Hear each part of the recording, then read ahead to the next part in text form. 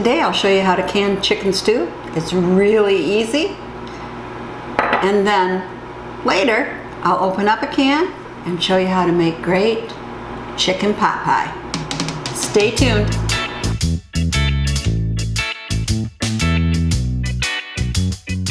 I noticed a lot of people are trying the chicken stew recipe in the new Ball Candy book, so I thought I would too. And I like to buy organic chicken when I can.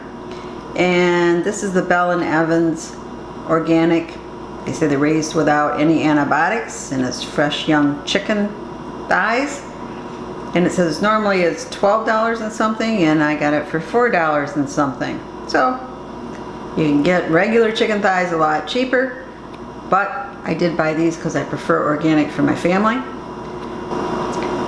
So let's get started. Now for our hearty chicken stew ingredients, you're going to want 3 tablespoons butter, 1 1/2 cups diced onions, and then it calls for 1/2 cup mushrooms, which I did not use because I don't like mushrooms. So I only called for 1 cup of potatoes, so I changed it to 1.5 cups of diced potatoes. And 1 1/2 cups diced carrots, 1/2 cup diced celery, 5 cups of your chicken broth, 1 cup dry white wine. It can be the cheapest wine you really can afford. Really, you don't want to buy expensive wine for cooking with this. And for our spices, oops, I forgot to put those out.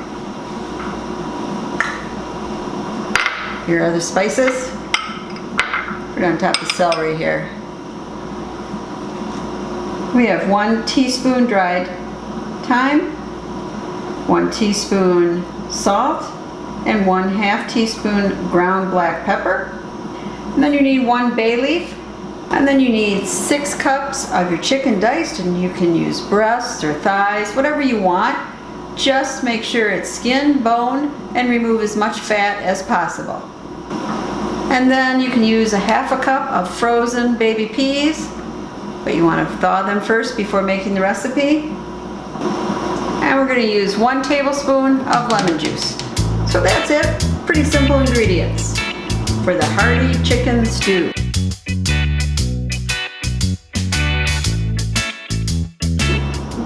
Now, see, this is sizzling butter. We got our 3 tablespoons butter in here. And to that, we're going to add our onions. And if you're putting in mushrooms, put them in now. And we're going to cook it, maybe saute it for about 3 minutes. And if you put mushrooms in, what you're looking for is to have them lightly browned. Okay, our 3 minutes are up. Now we're going to add our carrots, celery, and potatoes. And you're going to cook it for maybe about 2 minutes more. And keep stirring it. You're just kind of trying to heat it through. Our 2 minutes are up. We want to add the spices. Coat everything in here.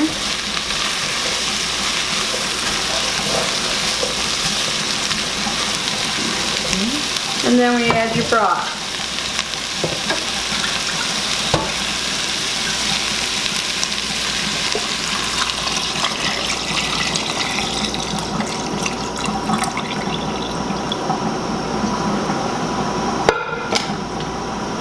Now we're going to bring this to a boil and cook it for about 10 minutes or so. You want the vegetables to start getting tender.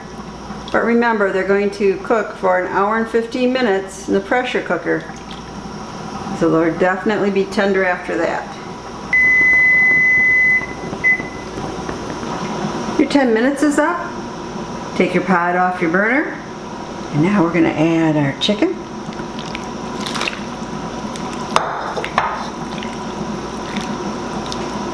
And our peas.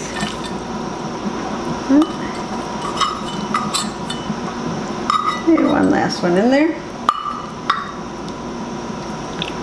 And 1 tablespoon of lemon juice. Get a little squirt out before so it won't fill it up all the way. And stir it in well.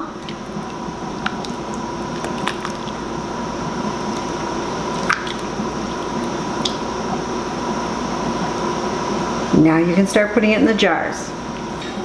So you just want to spoon up and get broth and your veggies in the jar.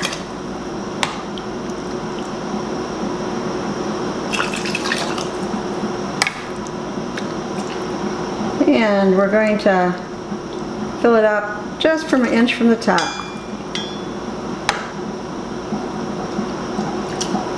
Maybe just a little more meat there.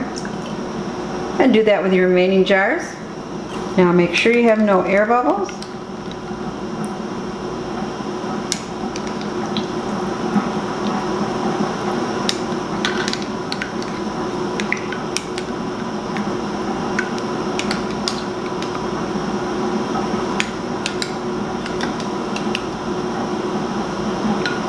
I wish I could taste it, but it would have raw meat juices in, so I can't, but it sure looks good.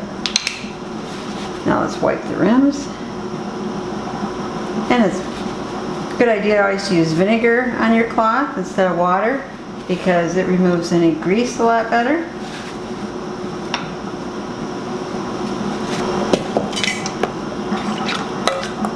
Now we're just going to put our lids on.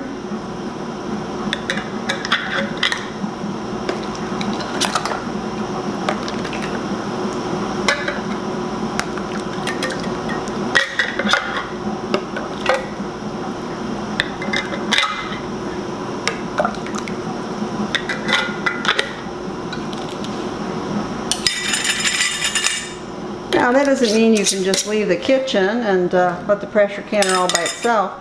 You should always be watching your pressure canner and never leave it completely alone for any period of time. Now all we have to do is load in the pressure canner.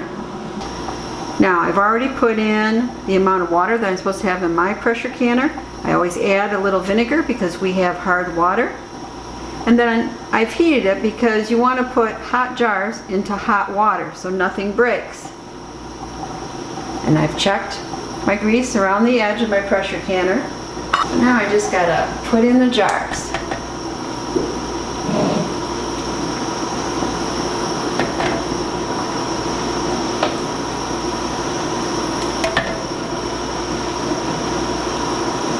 And this is a lot easier with pint jars. Quart jars sometimes almost want to hit up there when I'm swinging over, so this is easier. Got all my jars in. Now I just need to put on the top, and I've already checked the vent hole, made sure I could see through it and that it's safe. Lining it up here, and then I'm just going to halfway tighten it, and then I tighten it all the way really tight. And we'll be back when right here the vent is spouting steam and we time it for 10 minutes.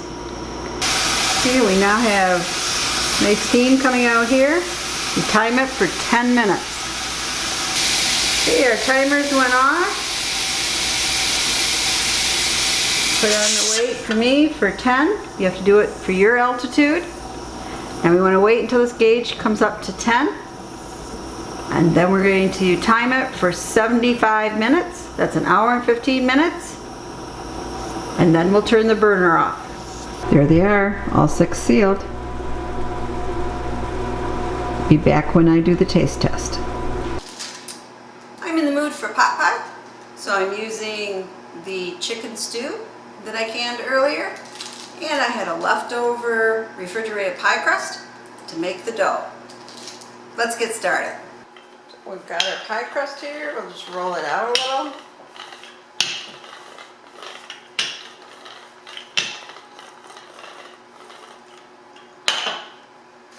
Now I just have one of the cheap, I think you get 4 of these for $1 at the dollar store. So I'll put it here and figure out what size we need it. Cut it out.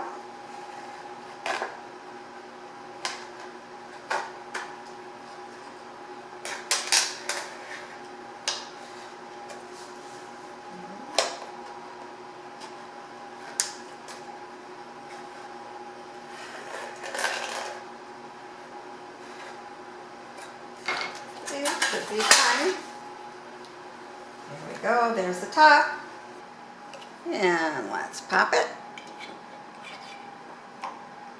Okay, we'll open the can. Oops, a little drained out, but you heard the nice pop. And we want to drain the liquid off.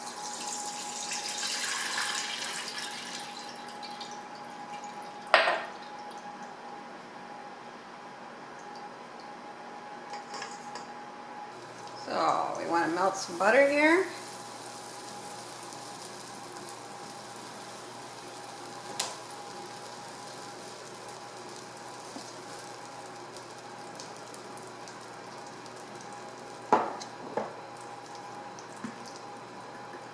We're going to put 2 tablespoons of flour.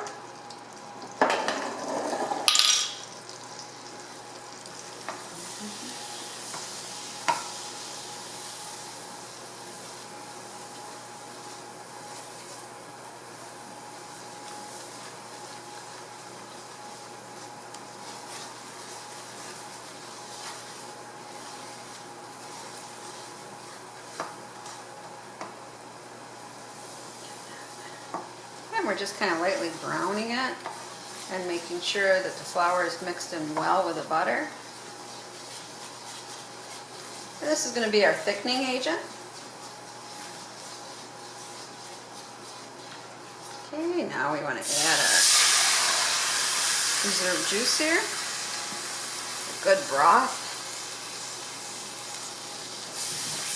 And we're going to keep on and mix it until the flour dissolves in the broth, so we don't have any lumps.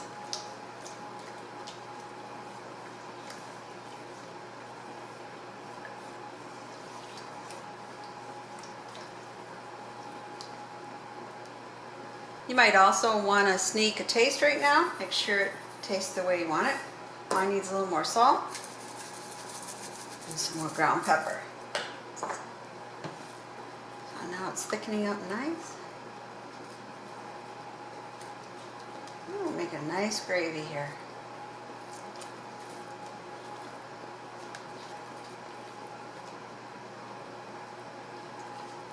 And we're just going to add back the meat and the veggies.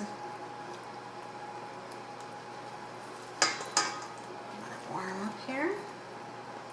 Ooh, that looks good, doesn't it? And of course, you can have it just this way for stew, but I want to make that pot pie. That's what I'm in the mood for today. We're ready now to pour this into our tin.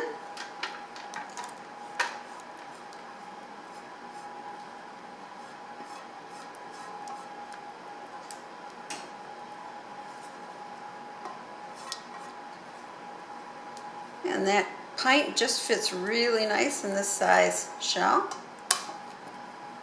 And we'll just put this on top.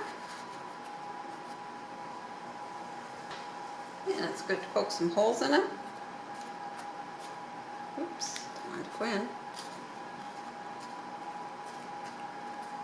And of course you could make a full shell, but a lot more calories there, saving some by only putting a shell on top. Now we're just going to bake it in a 400-degree oven for 20 minutes or until that top gets nice and brown.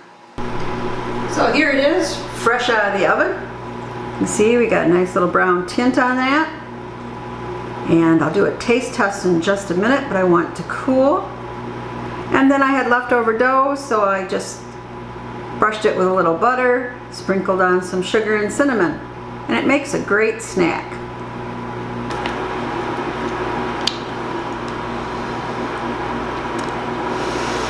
Still pretty hot, so I'm blowing on it here.